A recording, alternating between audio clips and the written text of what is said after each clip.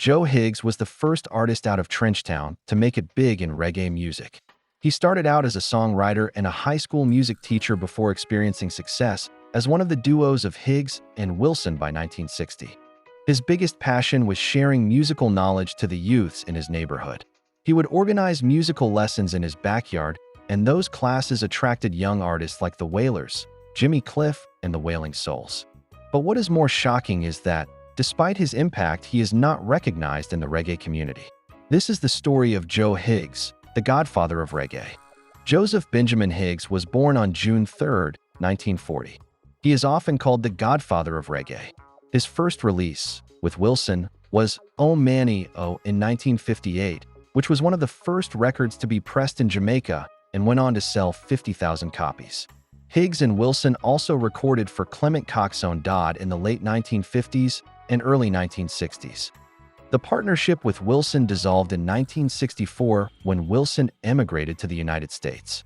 Higgs then concentrated on a solo career and also worked with Carlos Malcolm and the Afro-Jamaican Rhythms, before joining Lynn Tate's The Soul Brothers as lead vocalist. Higgs mentored young singers in his yard and began working with Bob Marley in 1959.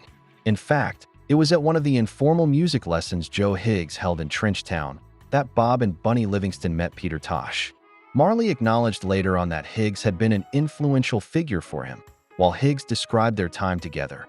I am the one who taught the Wailers the craft, who taught them certain voice technique. It was Higgs who introduced the Wailers to Dodd in 1963. Higgs has also been described as the father of reggae by Jimmy Cliff.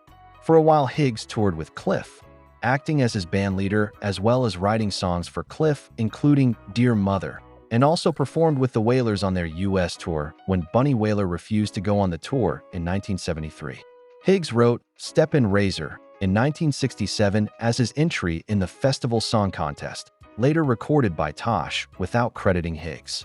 Higgs later won a court case to establish his rights as composer, but never received any profits from the song's success.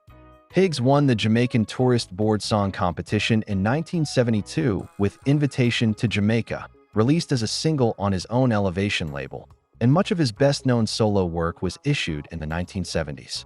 Singles included More Slavery, Creation, Let Us Do Something, and World is Upside Down.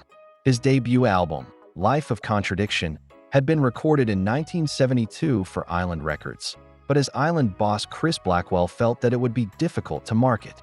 It remained unreleased until 1975, when it was issued by Micron Music, and has been described as a seminally sophisticated work combining reggae, jazz, and rhythm and blues influences to create a new texture that would have a profound effect on the best Jamaican music to follow. As well as the Wailers, Higgs also helped several other singers and groups, including the Wailing Souls. His second album, Unity is Power, was released in 1979, and further singles followed on Cliff's Sun Power label and Bunny Wailer's Solomonic imprint. His 1983 single, So It Go, with a lyric critical of the Jamaican government of the day, was banned from airplay and led to harassment, which would eventually lead to Higgs relocating to Los Angeles, where he lived for the rest of his life. Two further albums were released in the 1980s, Triumph, 1985, and Family, 1988, and in 1990, he recorded Blackman Know Yourself, on which he was backed by the Wailers Band, and includes covers of the Marley songs Small Axe and Sun is Shining. In 1995, his final album was issued, Joe and Marcia Together, a collaboration with his daughter. A majority of Higgs' songs were connected to his impoverished life in Trenchtown, where he grew up. Higgs considered that it was out of the poverty and violence of Kingston shanty towns such as Trenchtown and Johnstown that the reggae music had grown. Before reggae hit big on the Western music scene with Bob Marley, it was understood as a ghetto music.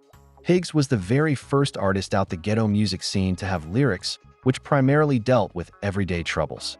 Higgs died of cancer on December 18, 1999 at Kaiser Hospital in Los Angeles. He was survived by 12 children, including his daughter Marcia, who is a rapper, and son Peter, a studio guitarist. In 2006, the Joe Higgs Music Awards were established in his honor. Joe Higgs' career is a testament to the power of music to inspire, transform, and influence. From his early days in Trenchtown to his role as a mentor to reggae's greatest stars, Higgs dedicated his life to his art and his community. Thanks for watching. Remember to like and subscribe to be updated on the next video.